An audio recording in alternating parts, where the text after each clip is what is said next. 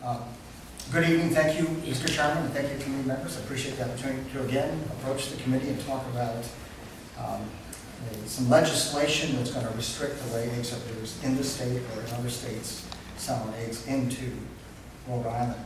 My name is Ken Klippen. I'm the president of the National Association of Egg Farmers.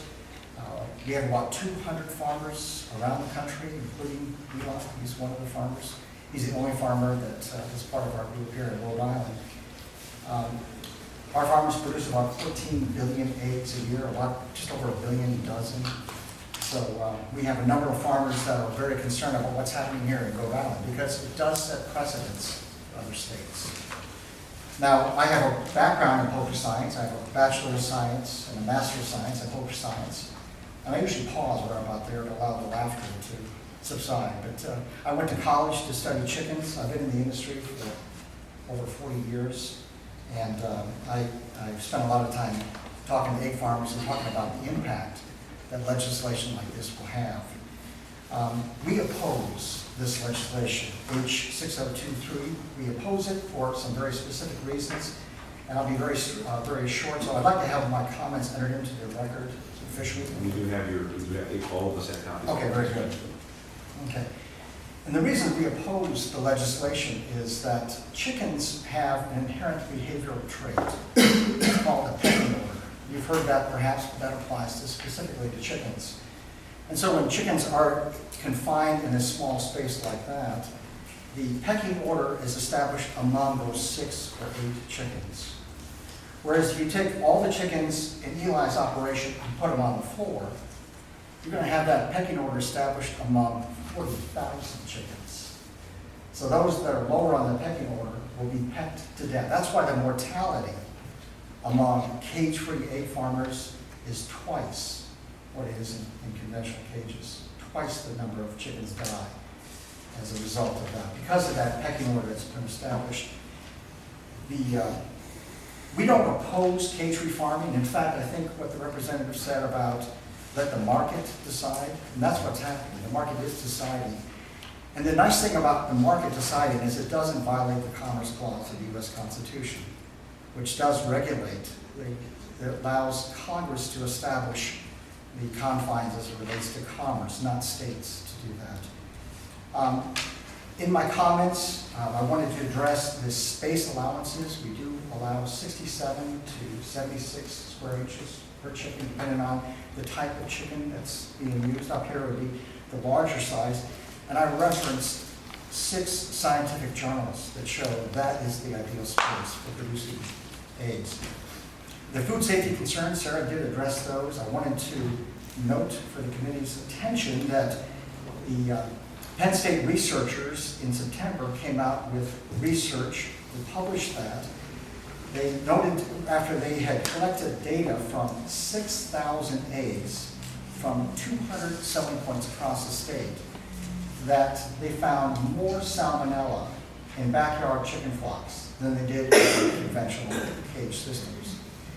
The other point to mention is that the Food and Drug Administration does regulate the safety in farms that are greater than 3,000 chickens.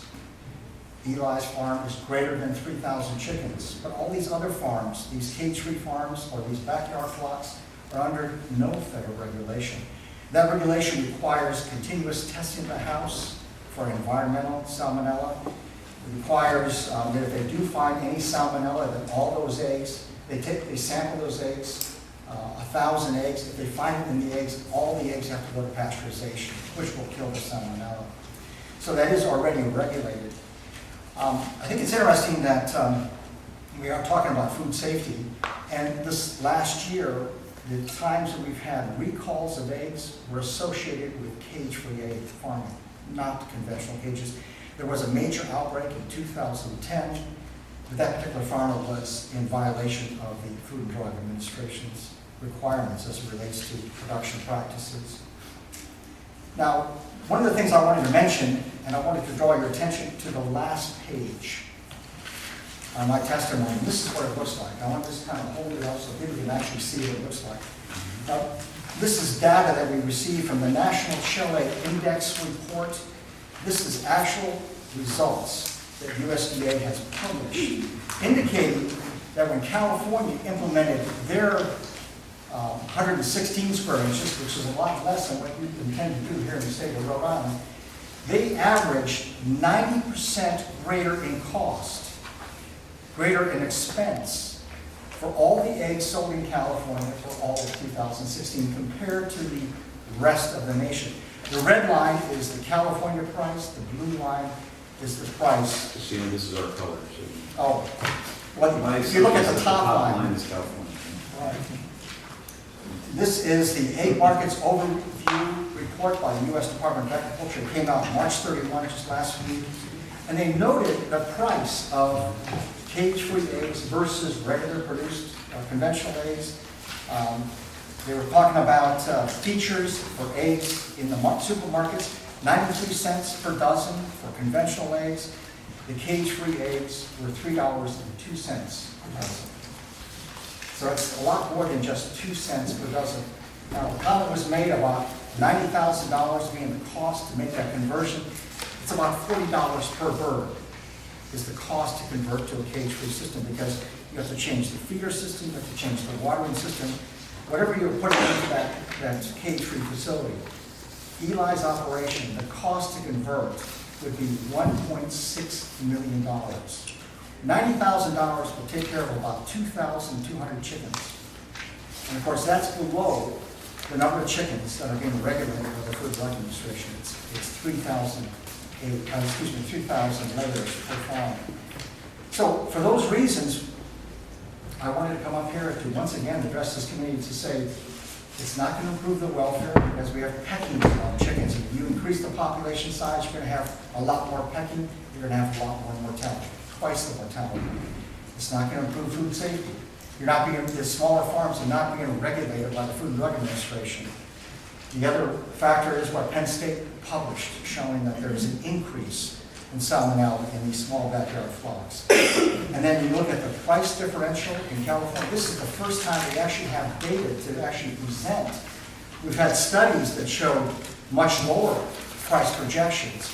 But this is actual data, and it showed a 90% increase over the last year in the state of California as a result. Now, one last comment, and that was not long ago, there was a television station that interviewed me, and they were asking me, this was an ABC affiliate in California, they were saying, why didn't anybody tell us there would be these price increases? We said, we did try to tell you. Egg farmers don't have the market, or rather not the market, but the funding to put on a very glossy brochure to kind of distribute. We have very small numbers of people that are representing egg farmers. But we know our business, we know how to produce eggs, we know what pleases chickens, and how they can perform better, and that's the way Eli is producing them in the state of Rhode Island. Thank you.